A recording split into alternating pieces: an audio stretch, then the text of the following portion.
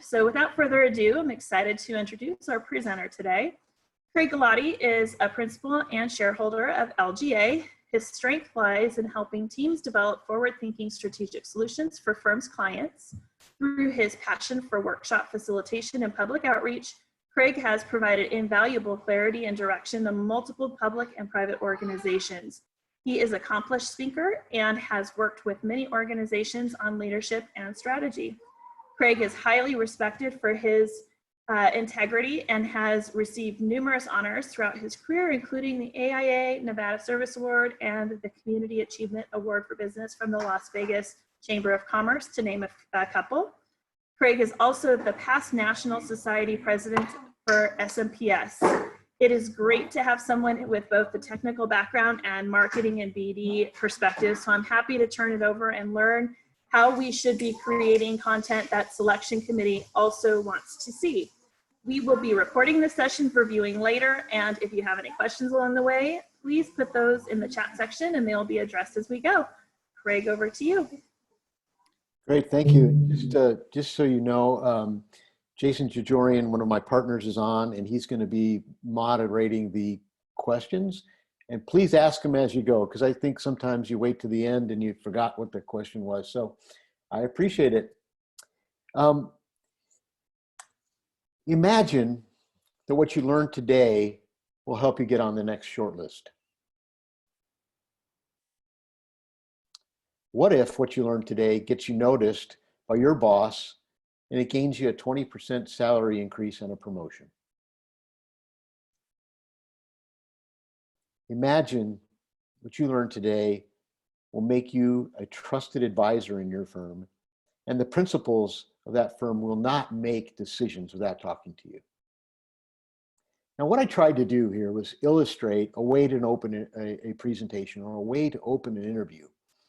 And I'm trying to key on things that might matter to you, things that you came to this for. This is the same strategy that I would like you to do when you interview with your clients. Set a vision, set a tone for them of what to expect and why they came to that and why they might want to pick your firm. It's so important right now, especially in a time of constant change, and our world was flipped upside down. We don't have the same amount of time as we used to build relationships with clients.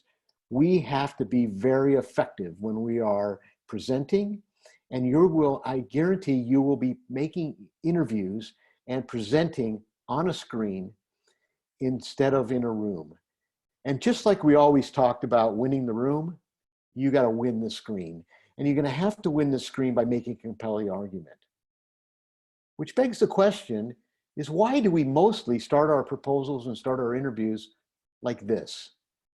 Telling us about all the things that they've done. Over 30 years experience in speaking. I've given over 1,000 presentations. Did you know that I'm a fellow in AIA and SMPS? You know what? This doesn't matter. You don't care about this. This is not why you turned in. You tuned in today to learn something, and this stuff is irrelevant. This is something that already got you here. It's not something that is why you came. And the truth is, the only one that cares about your qualifications is you. Okay, I want to say that again. The only one that cares about your qualifications is you. I care about mine. I'm proud to put those up, but you don't care about them. We got to start thinking about the way our clients think, and it's not the way we think, because it's not about you, it's about them. It's critical that we understand that we have a very short time to make a critical offer to our clients, both in written form or in presentation form. We have to catch them. We have to catch them quick. Now, I want to talk a little bit about the science behind this, but I promise you that I'm not going to get too much into this because I'm really not a scientist. But there was a study done by Harvard, and it talks a little bit about the fact that 95% of most decisions are made in our subconscious. The brain itself is kind of on autopilot most of the time. And we have to wake it up to be able to convey new information, or the brain just says, all right, I'm going to make the decision I always make because I know how to make that. And that means I'm going to stick with the incumbent. I'm going to, just kind of autopilot my way through this. What we need to do is to connect, to wake up that brain so that we can actually make an offer to them. The brain is a super selfish thing too. The brain looks at it, says, is there anything in here for me? No, nothing compelling. I'm going back to sleep because that's what I like to do. Our brain loves to be on autopilot. If you don't believe that, I'm going to give you a couple of examples. Do you remember the last time that you drove to work? I know it was probably 6 weeks ago, but did you have to think about that? Did you actually have to think how to drive a car? What streets I should go on to get to work? And if there's a traffic jam, didn't your brain already know the alternate path? Because our brain develops muscle memory and our brain loves to be on autopilot. We don't have to think about certain things. They just happen in our subconscious. We don't buy, and our clients don't buy from us rationally. They buy on how we make them feel. They buy on what emotion we create with them in our interviews and in our proposals. That's how they buy. Now, I'm going to give you some examples about that. Now, here's a car, and I bought this car. This is the car that I have. And I went down to the dealership, and I saw this car, and I said, yeah, that car looks like me. And let's say that car is a good fit for me. So I got in the car. I said, you know what? I like the way I feel in this car. I like the way people would look at me in this car. I already agreed to buy the car emotionally before I even knew what the price was. And then I agreed to buy the car, and I went home and I talked to my wife and I said, well, the car gets really good gas mileage. This car has got a great safety record. And you know what? The price was pretty good for the value that I'm getting for this car. If you think about it, even if I only hold it for 4 years, I said, I can recruit a bunch of my investment back. I did what all clients do. I picked somebody because I liked them, and then I justified it later with the facts. And our clients do this day in and day out. We don't need to send them lots of qualifications packages, especially since most of us in the AEC industry work with repeat clients. They've already been with us. They've already seen us. They've already know us. They know we did that project. It was for them. What we need to do is connect to them emotionally, and we need to connect with them in a way that they will say, I'm just picking them. Oh yeah, and here's the stuff in the proposal I need to dig out to justify to my boss why I picked them. Think about our friends. Do we pick our friends? How do we pick our friends? Do we have a checklist? I don't think there's a checklist, a friends checklist. We pick our friends based mostly on trust. And this is a subconscious old brain model because our brain evolved from the days when it had to make snap decisions on whether we were going to like somebody or not so like somebody based on fear, based on the fact that, is that person going to be a friend or is that person going to kill me? Is that animal going to be a friend or am I food? That's embedded deeply in our brains, and our brains can pick out trust immediately, and that is how we mostly pick our friends. Still don't believe me? What about this? Does anybody know why they fell in love? I mean, I know that I did. I know later why I'm happy to be in love, but I have no idea of what was the instance that I fell in love. I just knew it happened. I knew it was great. I knew it worked for me. And here I am 37 years later, and I'm still in love. So it works. It just happens. You don't know why. It's because our subconscious brains connect to something, connect to some emotion. Okay, so that's the spiel. Today, what I want to talk about is how do we do that? How do we do that with our clients? I'm going to talk a little bit about story and how important developing a story for a client is, I'm going to show you some images because we need to pair our stories with the right visuals to make maximum impact. I'm going to talk a little bit about cover letters, how we can write better ones. I'm going to teach you how to write a couple better cover letters. And I'm going to show you some examples of how to deal with things in interviews. And if we have time at the end here, I'm going to tell you a little bit about some risks that I have taken over my career. And I'm going to tell you when it's appropriate to take them and why you don't want to just be risky every time, but at the same time, some risk is really going to pay off. So, story. Story is an incredible thing. People are engaged with stories, right? Stories connect to our subconscious and they activate memories. And memories are what we're trying to create with our clients. They may interview 3 or 4 people, and we want them to remember us, not the other 3, right? We want them to remember us. And so if we can connect with them in a story, and we can activate a memory they already have that's a good memory, or a memory of something that they wanted to know about, through maybe a metaphor or through some other type of story, we have a really good chance of them remembering us. And when you are able to do your research about a project or about a client, this is where you're going to get the information that you can help to develop a compelling message and a compelling story. You know, I think we all know, we've probably all been preached to our whole careers about not just responding to a cold RFP or a cold RFQ, that we have to have some relationship, we have to have some research, we have to have some ability to understand our clients.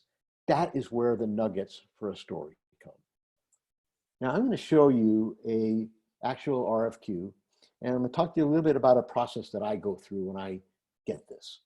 Now, recognize that most of the time, can't tell you all the time, but most of the time, if I get an RFQ like this and it's cold, I'm not going to be submitting on it. But I have done some research on my own. Hopefully I've known it was going to come out. So I'm going to read this to you really quick, and I'm going to show you how I approach these things. So the project is for a design and construction of a new facility for Alexander Dawson School, the Las Vegas Organic Food and Learning Initiative. The building's 2,200 square feet, must be multi-use, education classroom, got public exhibits and flexible conference space. Design and construction should be in accordance with the Living Building Challenge, as well as to attain a minimum platinum rating in accordance with the US GBC, Leadership in Energy and Environmental Design. And it also wants to be the LEED Platinum for LEED, okay? So you get these things all the time, right? I get them, you get them, we look at them, we say, all right. What I do is I take and I highlight what I think is important in there and what I think I can make a compelling message or a compelling story around. So in this one, I highlighted Organic Food and Learning Initiative. Must be important, it's in the title, right? So I need to understand what that means. They talk about it being multi-use. They talk about it being an education classroom. Public exhibits could be potentially important. They talk about it being flexible. They talk about a couple of really important things here as far as a Living Building Challenge and a platinum rating. So I highlight these things, I think about them, and I think, can I make a story out of this? Is there enough information for here combined with my research that I know about the client to make a story? And then I want to feed that story back to my client. So I'll take the next step. I'll say, all right, organic food. Well, maybe I can write a story around clean and healthy environment. Maybe that's what they're trying to get at. When I see teaching and learning, I think, okay, well, maybe I'm really thinking about a hands-on experience for children. And maybe that's an educational, transformational type of thing that I want to try to write a story around. When I see multi-use and flexible, and I know it's a garden and an organic learning facility, I think, well, maybe indoor, outdoor. Maybe that's something that's important to them. Maybe I can write a story around that. And when I see Living Building Challenge, I automatically think net zero because it's kind of a prerequisite, right? And then I know, all right, if I can get the Living Building Challenge, Platinum's coming along for the ride. So I'm going to not focus so much on that. I'm going to focus on this Living Building Challenge. Can I get there? Can I get the Living Building Challenge? So these are the things that I think of. And then I sit down and I try to write a story. And I take my research that I've already gathered, and I take these things that are important to them in that RFQ, and I try to meld them together and write a story. So here is the first 2 paragraphs of the cover letter that I wrote for this actual project. John's parents were so impressed with his interest in eating healthy. It was like he was transformed. His gardening prowess had engaged his sister, and the home garden was delivering fresh vegetables to the table each and every day. But most of all, John couldn't wait to go to school, and his video game usage had dropped dramatically. All because of the hands-on learning approach afforded to him at school. And it sure made writing that tuition check much easier. So what I did here is I knew some things about this project that you don't know. I knew that the Alexander Dawson School's board was made up of mostly parents. Okay? And so I tried to key on what a parent might care about this learning initiative. What does a parent care about? Well, they care about maybe their kids enjoying school. They care about the school learning being transferred to home so that their kids are learning how to take the knowledge and apply it to other things. That John was engaging with his sibling, right? That's an important thing to a parent, right? And it became out of this. And dropping video game usage. I mean, as a parent, I was always interested in that when my kids were growing up. And I also knew that it wouldn't just be parents on this in this selection. It'd be administrators. It'd be probably the principal of the school or the headmaster of the school. And I needed to put something in there to make sure that they understood that this was going to create to the ROI. This was going to help them create a way to get more students and to make sure that those tuition checks get written. So that's what I tried to do. And I hope you can see the process that I kind of work through. So we're going to get a chance to try that. So I have an exercise. I'm going to put up another actual RFQ that we got and responded to. And I'm going to ask you to think about what the things there are in the story. So this is another one of these ones that we get, right? This one is called the Freest Frontier Camp. So the Girl Scouts of Southern Nevada acquired approximately 70 acres of land and buildings by donation from the Charles and Phyllis M. Freest Charitable Trust near Alamo, Nevada. The Girl Scouts desired to use a portion of the land and the existing buildings to create a combined camp and STEAM training facility. One of the properties contains the Cowboy's Dream, which is an upscale bed and breakfast lodge. Another property is vacant agricultural land. The Girl Scouts are also acquiring approximately 16 acres of property adjacent to the Cowboy's Dream and the vacant land to create one contiguous 33-acre site. So the master plan will explore ideas and options to inform the owner of the highest and best use of the property. The land is also close to the Pahranagat Lakes National Wildlife Refuge, several desert and mountain hiking trails, ghost towns, and other off-site activities. The camp and surrounding opportunities further the Girl Scout mission, which is providing programs to inspire future leaders with courage, confidence, and character. The project will be broken into phases 1 and 2. Master planning work will include both phases. Phase 1 will be taken through construction documents so that the girls will be able to utilize the facility by May 15th, 2020. So I can take a few minutes, and all I want you to do is, what are 3 items in here that you could write down that you think you could build a story that would be compelling, to create a compelling message? Just 3. There's probably tons of them in here, but just pick 3, and then let's put them up on the chat, and then we'll get Jason to read them to all of us and see how we're doing.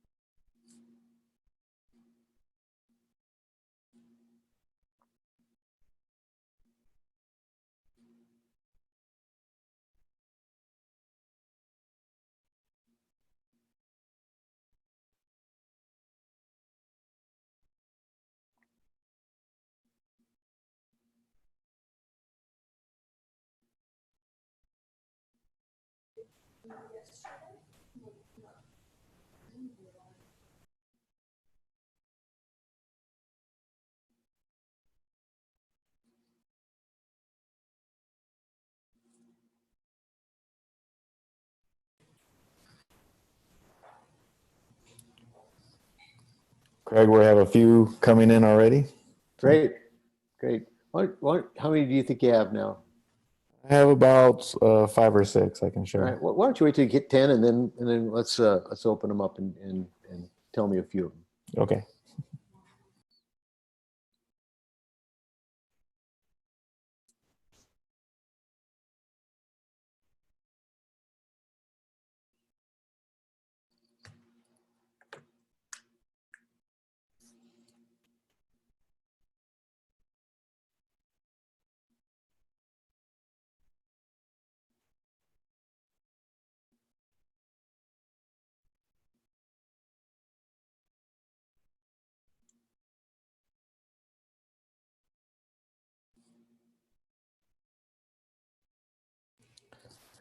Okay, Craig, I'm going to start sharing. There's some really good stuff here.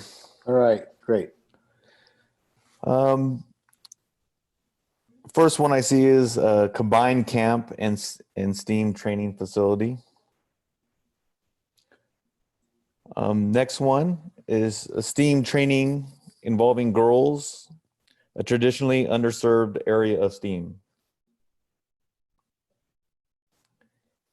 Next one is a combined camp, inspired future leaders, and offsite activities. Another submission about connecting the surrounding community trails and activities. Another STEAM facility, vacant agricultural land, and phase project. Another phase approach to get use of the land quickly. Inspire future leaders with courage, confidence, and character. Best use, inspire future leaders' adventures. The Girl Scout mission. Here's another good one, the notion of the charitable gift, the stewardship of the project. Providing several activities, future leaders, encouraging leadership of the STEAM camp and dream big. STEAM, courage, confidence, and character. The agricultural land. Girls in STEAM. Inspire with courage, confidence, and character. And donation and proper use of funds. There we go. Yep. Combined camp, phase construction, and includes B&B, so has a revenue income generation possibility. And then master plan to explore ideas and options. Wow. That's good You guys stuff. are good. You don't even need the stock. So those are fantastic. And I think almost every one of those you could write a really, really nice story around. I really appreciate some of the thoughts here. And there's some things that I didn't think of when we did this. So it's always good for me to learn as well. In the next section of this talk, I'm going to actually read you the letter that I wrote as part of the writing cover letters. So then you can kind of check me on, see if I hit your points or not. But there's some really good ones here. So good. All right. So another important thing to think about when we are making presentations, or even in our actual proposals, is that, you know, we've all been taught, right? A picture tells 1,000 words, right? And I think it was even a song like that. But images help support the message, and sometimes all we need is a picture and one word, or a picture and a phrase, and we've gotten across, you know, a full paragraph of writing or text. So what we want to try to do is to connect a visual with a reading and try to get things more than one sense created. So one of the things that's really important, I talked about earlier, was this notion of creating memories. the more multi-sensory we can create an event or an action, the better and easier it is for them to recall the memory of that. And so what I want to do is show you some ideas of images and how you could use them. So here's an image that maybe you guys have driven by if you ever come up to my city. But we use this image sometimes in some of our proposals. And, I think about, what does this image convey? What does this, if we're doing a project that needs to be playful, this is kind of a playful or artistic or artsy kind of an image. These images work really well if you want to make a point about something fun or about something playful. You contrast that with this image. I think of this image, and when I see this, and if it was combined in a proposal or a presentation, I would say, I better listen. This is a serious point. They're making a serious point in this presentation. I better stop and pay attention. This is a great slide for closing. This is a great slide for making the offer, making the promise, something like that, some serious thing. When you see this one, we use this all the time when we do a lot of parks and recreation work, so we'll use this, and we're trying to convey a light, lightness in the proposal or something, and making it fun, right? That the process is going to be fun working with us, the outcome is going to be fun, something like that. Another image, we always want to tell everybody how we work. How about we show them how we work? This is an actual picture from my office of a group picking some finishes for a interiors project. And we use this a lot for a variety of things, but mostly for collaboration, to demonstrate that we're a collaborative group, we work together, and a lot of our clients care about that. So that is kind of a way to take an image, take a word, and boom, you've communicated something way better and faster than you could in writing a whole paragraph about how your firm is collaborative. So something to pay attention to with the images. Now I want to move on to cover letters. Cover letters, my opinion, are the most underutilized piece of collateral that we have. They're so important because they are the first chance. They're the first chance for us to set the tone of this proposal. If we put somebody to sleep at the beginning of a proposal, Hey, Craig. how often? Yes. We'll submit Question? a question Yeah. on the way here. So sorry Great. for the interruption. No, perfect. How frequently do you use images in the proposal, particularly with stock photos? All right. So we use images often, and we will try to use our own photos or our own images, but it depends on what we're trying to create. If we use stock photos more in our presentations than we do in our proposals. In our proposals, we use more of our actual photography, because we're trying to talk about an idea or trying to show them that without telling them, but show them that we've done it before, or show them that that we understand an issue for their client or for them. So we use them a lot, but like I say, in proposals, we are using a lot of our own images, and sometimes they're project images, sometimes they're pictures of within our office, and sometimes they tie with a project approach or something like that. But we do use a lot of stock images in presentations. And then a follow-up question, Craig, is do you include photos from other projects? Yes, we include photos, a lot of photos from a lot of other projects, specifically if they are similar or they're trying to convey an idea that we believe is consistent with what our offer is, or what what we're trying to make to the client that makes us feel different to them. Okay, so back to cover letters a little bit. It's critical that we don't put them to sleep, that we engage them in some way. And if you think about this, we can be somewhat manipulative when we write these things, right? And I don't mean it in a bad way, but if we talk to them about, create a vision in our cover letter. We engage their vision, and we hit a couple of highlight points, maybe 3 points in that cover letter.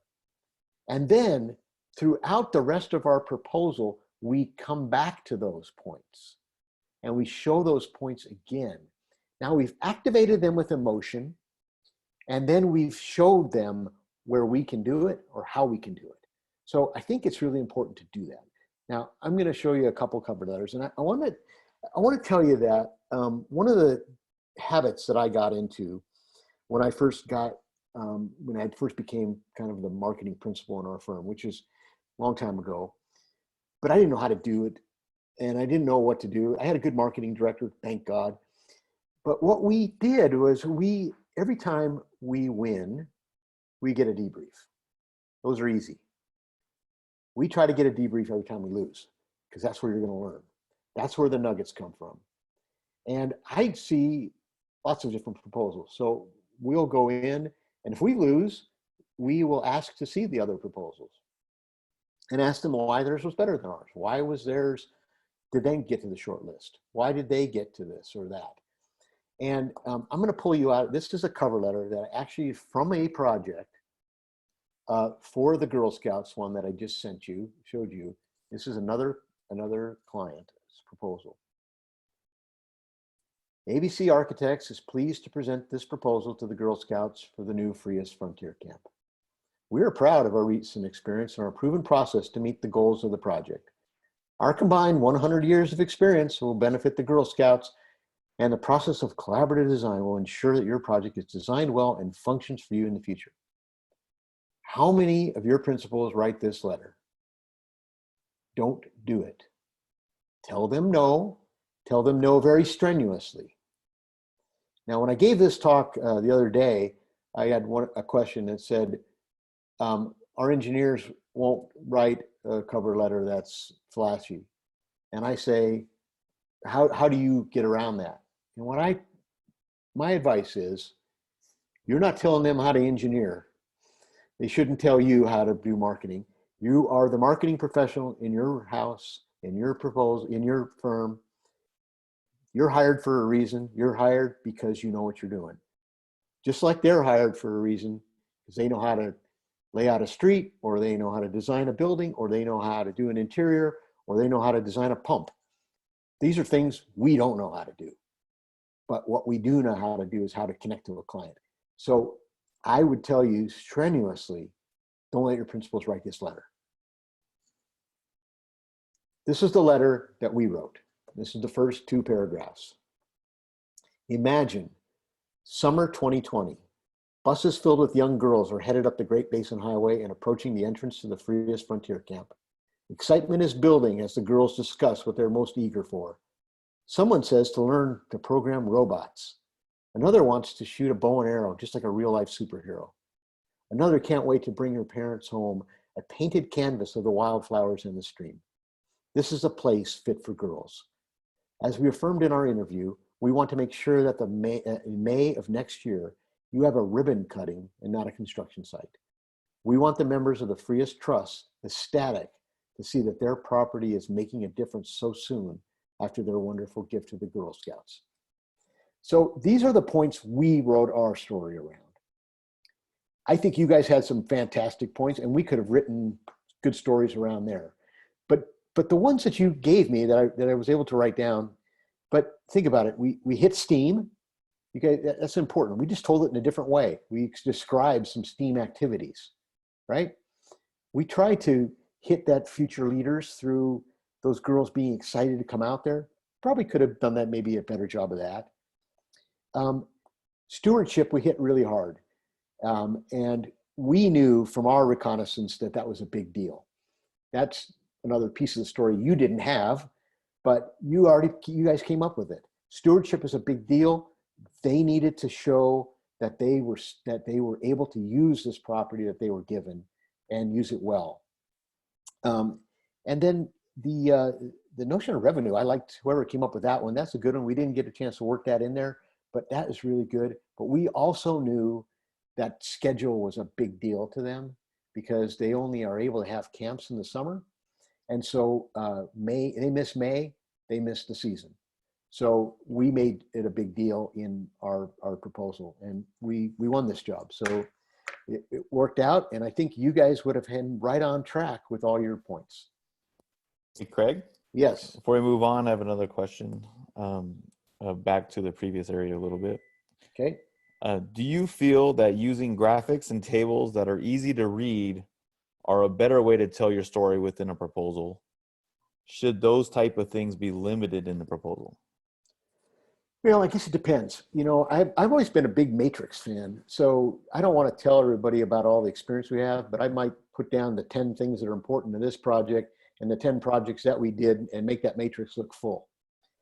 And I think people glance at it and go, oh, okay, they've done it. I agree with you. Graphs, I think, but they got to be really simple. You know, sometimes these infographics become too complicated or complex.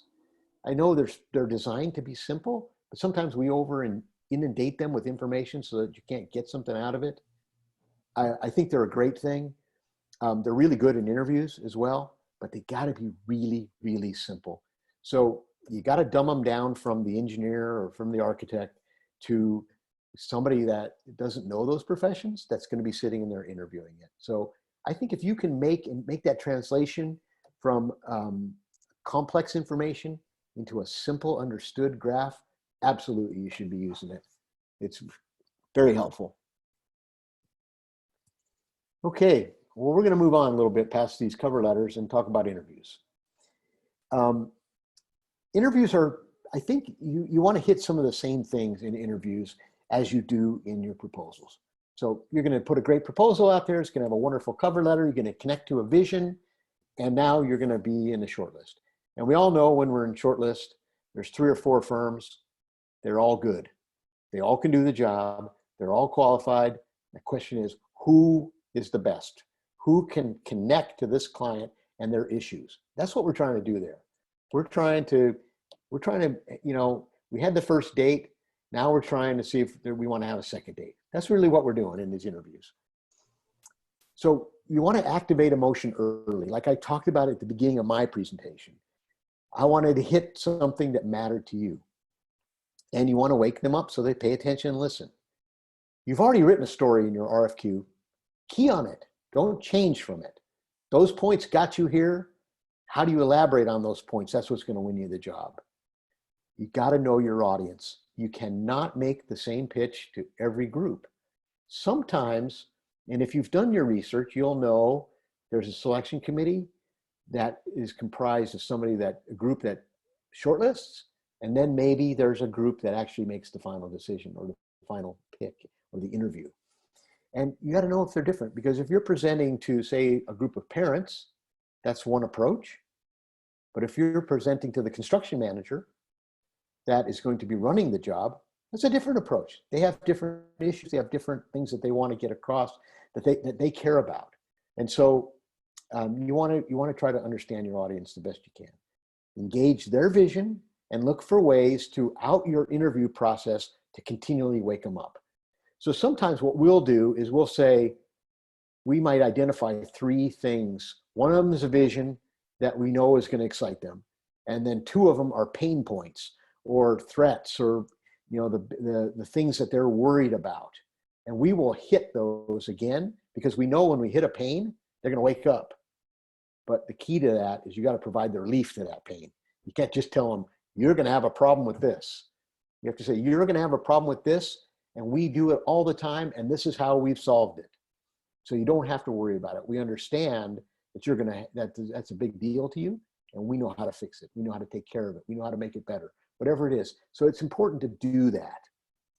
So we're going to move into a next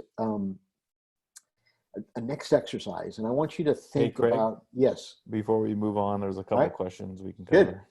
Yep. So the first question is, in the cover letter, your second paragraph, you said, as affirmed in interview. Was this cover letter sent after you were shortlisted for the interview? Yeah, this was a weird one. So we were invited. So they invited five firms to come into an interview without an RFQ. and we were one of the 5. And then they shortlisted us to 2, and then we had to put in an RFQ. It was a exact opposite process of anything we've had ever done before. So yes, that's why that word is in there. So I put the actual real language in there. So you guys caught me. Yeah. So next question. Do you find that it's good to focus on the end result in the cover letter opening, such as you do in the imagine statements in the talked about earlier? Do you talk about what the future holds for the project?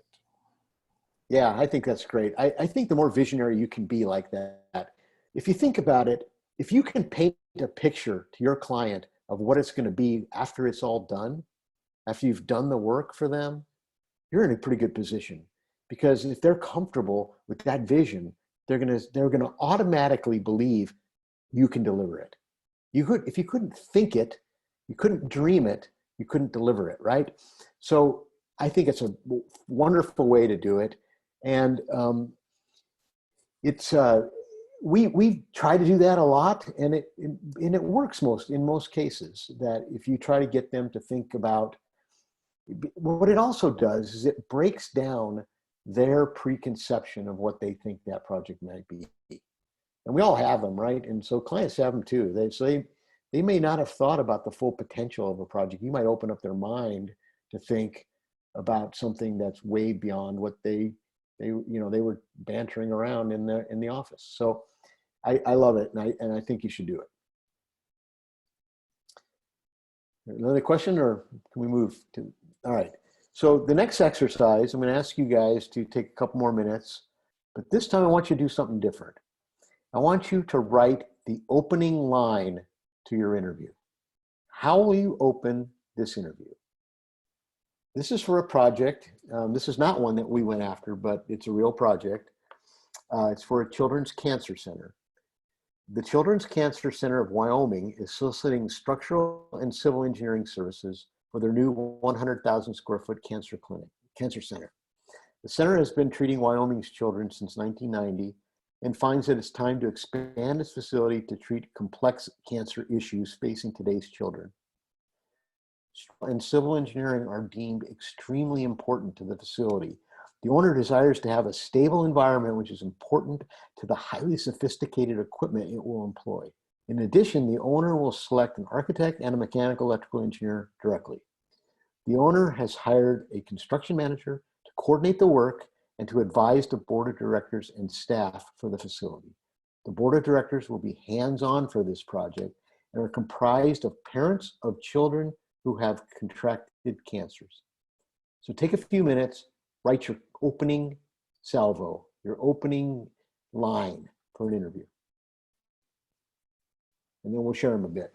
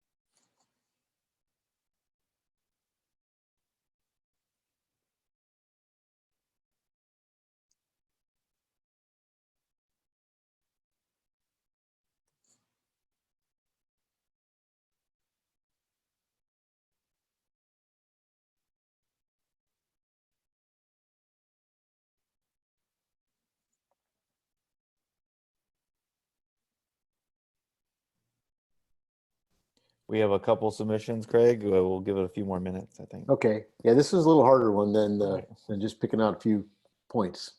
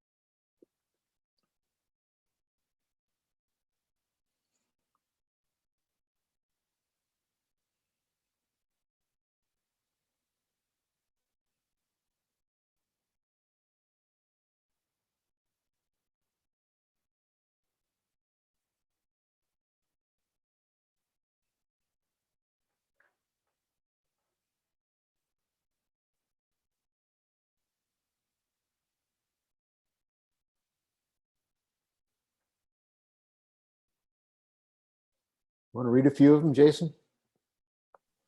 Sure. We have about, I think we have about 5 in right now, so I'll begin reading them. We focus on the structure of a building so you can focus on getting your child healthy.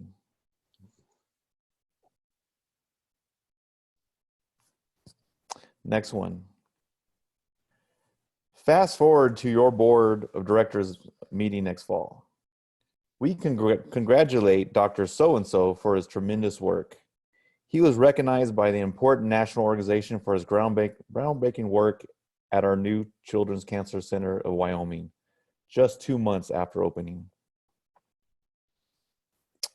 Next one. We want to be your partner in the fight against childhood cancer. We can deliver the stability you need on time so you can focus on what's most important, your child. Next one. As a person who has seen and gone through a loved one's treatment, we know how important this project will be to the Children's Cancer Center of Wyoming and all the families who will come here.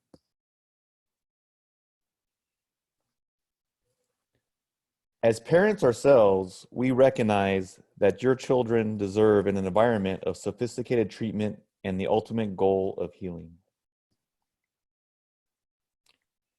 As a parent, you know any of us would give our life 10 times over to save our own child. It will be interesting from this who wins the project. Because you fully get to know us, it's evident we already share something in common, making your children's well-being our top priority. A lot of good ones. They're pouring in. All right. Yeah, they're good. Knowing that children are the future, we know that being part of the team that designs the new cancer center is as much importance as it is necessary. Treating children's diseases in today's healthcare environments require facilities that are flexible and stable, but still provide a happy place for the children to be treated and heal. Mechanical electrical systems that support the newest cancer technology can play a big part in that happy, healing environment. We have a few more. Parents and children visiting the cancer center will not be thinking about the engineering required to design this facility, but they will be focused on the health of their children. We will take care of the engineering so you can take care of the kids. That's good.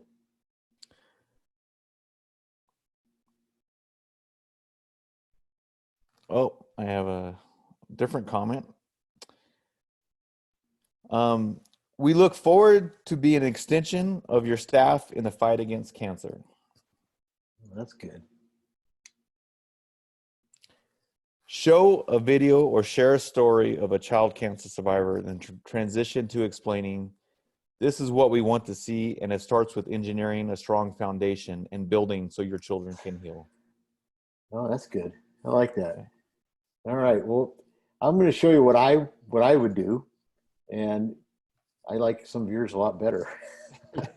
You guys are getting the hang of this thing. It just takes practice, right? This is the one that I would do. I would say, imagine a day when no parent has to hear the words, your child has cancer. I understand why you're building this center. I'm going to put everything I have into helping you do so. So I try to keep them a little shorter. But I don't think that I heard anything that didn't work. I think you guys are on the right track with some really good stuff. I'm intrigued about the video, and I think that could be a real emotional grabber. And what I tried to do, you can see on this one, is to pair an image that I didn't have to talk too much about it. So, all right. So sometimes we go to interviews and they ask us to talk about our experience. You guys, hopefully, I'm sure you've all had that before, right?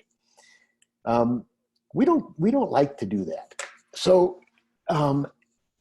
we kind of think that was what the RFQ was about. And but we get invited in sometimes, and we have to do that. So this was I'm going to show you a video that we did, and about 10, 12 years ago, coming out of the recession, we decided to make a move towards a lot more video, and we found a videographer and signed a retainer contract with them, and just had them start shooting everything we were doing and all our projects and our clients and all that stuff. And it's kind of nice because we had some B-roll, and so when you have that, you can just go ahead and create some videos. So rather than us standing up and showing we did this project, we did that project, we did this project, we decided to understand from the client a little bit about what the things we thought were going to be important to them, and we did a video about it. So this is a video that we did for the Girl Scouts interview.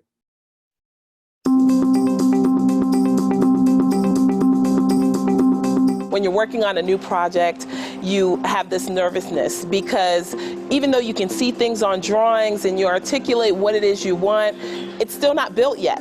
So you're not sure exactly what you're getting. You do articulate what that is that you want, but sometimes you're still nervous about, is it going to be exactly what you want or exactly what you need? And I think when we got to the point that we were able to just trust that we hired competent people to be able to do this, and LGA as a company was competent, but also all of our design firms, we had done our homework and we had picked the best people to work on this project. I remember one of the reasons that they decided to hire us is that they had been to some of our other work. And they said, we don't know what it is about you guys, but we know when we walk into your projects, they feel right. And they wanted that with the museum. They wanted you to walk in and know, this feels right. This feels like a children's museum. This is engaging, it's nurturing, it's family friendly, all those types of things. And that's what they really wanted from us. And they felt that, that we were the firm that could deliver that.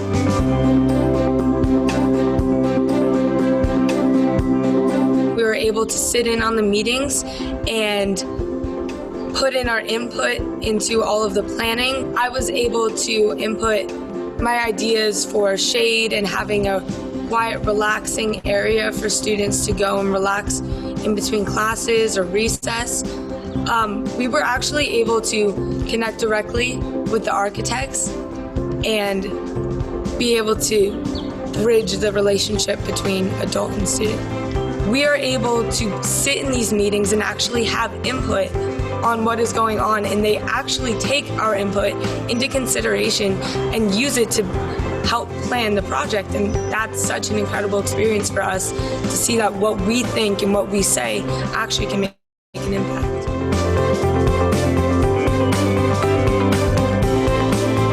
The Laughlin Library is a very significant project for our firm for a very special reason. It was the first project that we ever did a community design project. And I remember how Craig threw out little pieces of styrofoam representing different rooms of the library. And he goes, put them where you want them. And I had never been in a project where we had that ability that much control over where things went. We were sketching real time with the people that came to the meeting. By the end of 3 or 4 days, we had consensus with a building plan that everybody loved. The finished product was just beyond what we could envision. Absolutely. It's just so fantastic. People love the building. People come here because of the building. And it's not a depressing government building. It's alive. And it's alive with all the patrons and all the workers. And it's a fabulous place that Laughlin could not have done any better. We did 2 plaster walls and a plaster column. We brought the children in and had them put their handprints in the actual building, making it permanent. That was one of the most exhilarating projects I ever worked on. The contractor was fantastic because all the coordination to get the kids to put their hands in plaster was really a lot. We had to have ladders, we had to protect their clothes, we had to wash their hands, we had to lotion their hands after they were done, we had to get their parents' permission. A lot of logistics. We couldn't probably not have done it without the contractor we did it with. It was an active construction site, and the kids had just a great time. And see, in the children's room, we have that pillar with all those handprints in there. My daughter's handprints are in there and on the wall. At the end of the day, when it was all done, the library did a little plaque, had all the kids' names on it that were involved in it. Those are the kind of legacy things that you don't get to do very often. And the building looks fantastic still. The community still loves it. He took our ideas and made them a reality and a beauty that this library still holds today. I can't wait till I hear the stories about the kids bringing their children to the library someday.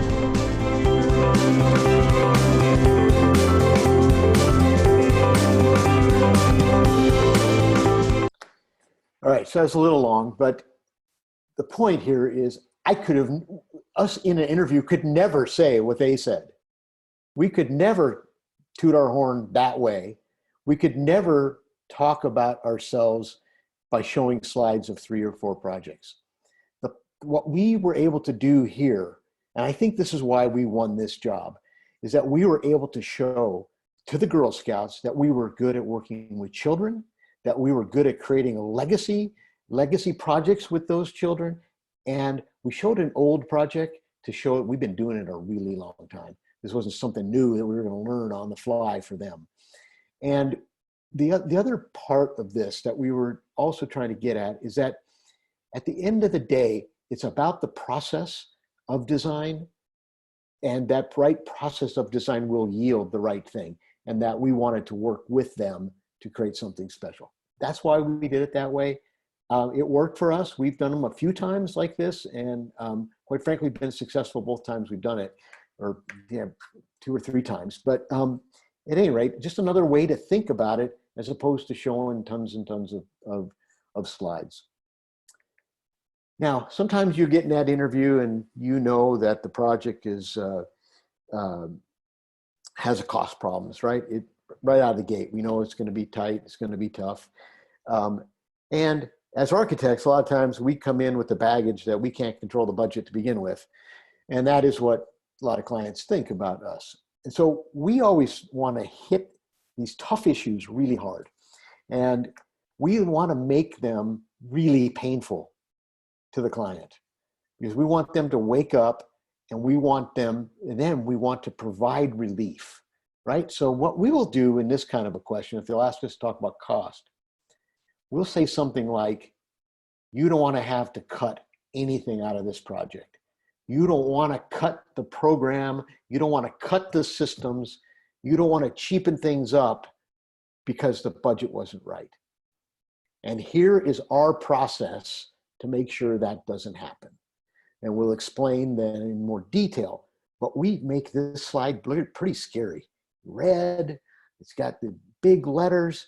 We're trying to connect to a deep-seated pain to them. And most clients have this pain. And most clients are concerned that, you know what, we did this one for a library, and we knew that the library director was really worried that if she couldn't fit this in the budget, she was going to lose her children's room. And because that's what was going to have to go, and she really wanted a children's room and really wanted a children's area. And so we put this together, and it worked, and we were able to talk a lot about how how we were going to solve it. Because it's really what's important to your client. Every client's different, right? Every project we go after, yeah, there's similarities. Yeah, there's these kind of things. But every client has a different vision. Every client has a different mission. And it's what's important to them that really matters. And so I'll give these talks a lot. And, you know, I can only speak as an architect and as an architectural firm and how we approach things. And I know it's a little different when you're an engineer or a civil engineer or a mechanical engineer, but I think these things can apply. You can make them apply. And I did this one because one of my good friends in Las Vegas in S&PS works for mechanical engineer. And she always says, your stuff won't work for us. And so I made this slide specifically for her to show you that you can make this pitch. Because what matters to your client? Imagine that we could spec a system that would save you 40% on your energy bill. And when you walk into your equipment room, the doors won't be off because it's not under maintenance. You know, you can find a way to connect what matters to them. And what she was telling me, her clients care about maintenance, they care about energy costs. So show them something, make it painful as you can, and show them now how we're going to fix it and how we're going to do this is different. All right, I'm getting close to the end here, guys. Thanks for hanging with me. So I want to tell you a story about thoughtful design. And this is kind of a buzzword in our office now. We work with a consultant that helps us with these interviews and helps us do stuff. And we were going after a railroad museum in Boulder City, Nevada, and we had an interview. And we did what we typically do, right? We have a site analysis. We show them that we, know about the project. We know where the sun angles are. We know the winds. What we're trying to do with something like this is that we want to show them that we spend a little time, and we spend a little time understanding their site. That's really all this is for. And we call it a site analysis. And we were in with a dry run with this consultant, and he says, why do you call that a site analysis? And we said, that's what it is. And he said, that's not what I see. What I see is thoughtful design. And we're like, he goes, I want you to take site analysis out. I want you to put that in. Call it thoughtful design. So we did. We went to our interview. We had a really good interview. We were going up against an incumbent who'd actually already done a project on this site. And we had our interview. It was really, really good. We talked about all the points we wanted to talk about. We talked about their vision for the project. We talked about all these things. And when we finished, the client came up to us and said, that was the most thoughtful presentation we've ever seen. You guys are such thoughtful designers. Now, I will tell you, we never said that in the interview. We weren't even completely comfortable with putting it on this slide. And what I learned and what we learned from that is that there are some things that connect to people and resonate with people, things that you don't always think about. And so you need to beat this up, and you need to have it kind of thought through and what how you do it. But it might be something that is going to resonate with a client in a way that you never thought it would. And I'm going to tell you that we're never going to do an interview that doesn't say thoughtful design somewhere in it, because it really worked. Okay, I'm getting to the end. I just wanted to give you guys one little idea about risks. Some of these things I've been talking to you about may be risky for your firm. Some of them may not be risky. But I think it's appropriate to take risks at the right time. Don't just risk this on every particular project. If this is a risk for you, start out small, work your way into this. Okay, try a little thing, try a next thing. Don't just go right out and try to do it the way we would do it, because we've done this over years, and we've gotten more and more comfortable with this kind of an approach as we do it. Now, I want to tell you about one risk that we did take.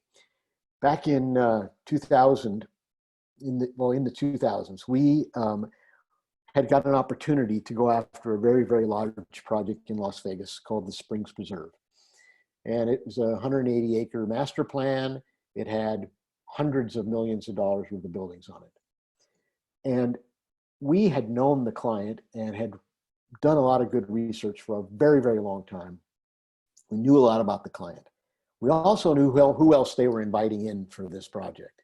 And they were national firms that we knew if we put our quals up to their quals, we would lose. They had more projects like this. They had more engaged, sustainable kinds of projects. They had more than us in almost every aspect. But what they didn't have is our knowledge of this client. And they didn't have our knowledge of the people that were on that selection committee. So I remember sitting in a meeting and with our marketing director, and she suggested to me, I don't think we can submit quals. And I'm like, we're not going to go after it? We have to go after it. They invited us in. And she said, no, we are going to write a poem. We're going to write a poem about what this project is and what it means to them. And we're not going to submit our quals. And I'm like, whoa, that's pretty risky. But as we talked about it, we started to think, it's not that risky. If we throw our quals in, we're going to lose. Let's take a chance. Let's take a chance. So I went and met with my other partners. I said, hey guys, we're going to write a poem for this RFQ. And they're like, we're going to what? So we had some dialogue about that. And I said, you know what? I believe in our marketing guys. Our marketing folks, I believe that they understand what we're doing. We know the client. Let's try it. We got nothing to really lose. So we did. We wrote a poem. We won the job off the poem with no interview. And it turned out to be, at the time, the largest project we had ever done. We did the master plan, and we did 3 of the building projects on that site. And we're brought in to consult on the other 2. So you never know where it's going to go. They wanted somebody that understood them and cared about them, and we hit it. Now, it doesn't always work. I don't know if I would suggest you, I don't even know if I would do it again. But the point is that take risks when they're appropriate. So I just want to ask you, what are you going to commit to? What did you learn? And how is it going to shape your work? It doesn't matter whether you come to these things or not come to these things. What matters is what you do with the information that you learn in a webinar or in a presentation. I want you to take this, I want you to take it home. I want you to take it on tomorrow morning when you're working on your work. Start to think about how this could influence it. So we're ready to answer any questions. I also have my email up here. If you don't get a chance to get a question in, you want to connect with me, ask me other stuff, you want to give me a call, send me an email. I'm glad to connect with you. I love helping people. So that's it. So Craig, we have a question that was asked earlier, and then one late submission on the openings interview question or statement. So I'll begin with the opening line. We understand the struggles you have been through to be here today, and we want to help you get your facilities up as running as quickly as possible and safely as possible so you can continue assisting your families and the surrounding community. And then as for a question, how do you continue the visionary story you create in the beginning of the cover letter throughout the rest of the proposal when you're answering stringent technical requirements of the RFP? Okay, that's a great question. You can tie so I would say 3 points. Try to make 3 differentiating points about your firm in that cover letter or about that vision. 3 points. And then in every question that you answer, you refer to those 3 points. So if it's about a budget, we will manage your budget to meet the vision that we showed you in the paragraph. If it's about a process, like a project approach, you would talk about, the process that you will go through to make sure that those 3 points are met. Those 3 things become reality. You want to tie them in. It's really important, even in the resumes, to tie in those points. You know, here's where we did this before. This person ran a process that it delivered this kind of a vision. This project delivered this kind of vision. These things, you have to tie these all together. And then, and when you're able to do that, and I actually sometimes I'll have the 3 points and I'll break them down to 3 words, and I'll have them on every page because I want them to remember that. And it takes work. I'm not going to tell you it's easy. If it was easy, you know, I would have probably done it 50, 30 years ago or whatever, but it's a learned thing, and you just have to keep practicing on it, and you'll get there. You'll get there, and you'll figure out how to do it. And the next one is even easier. All right. Well,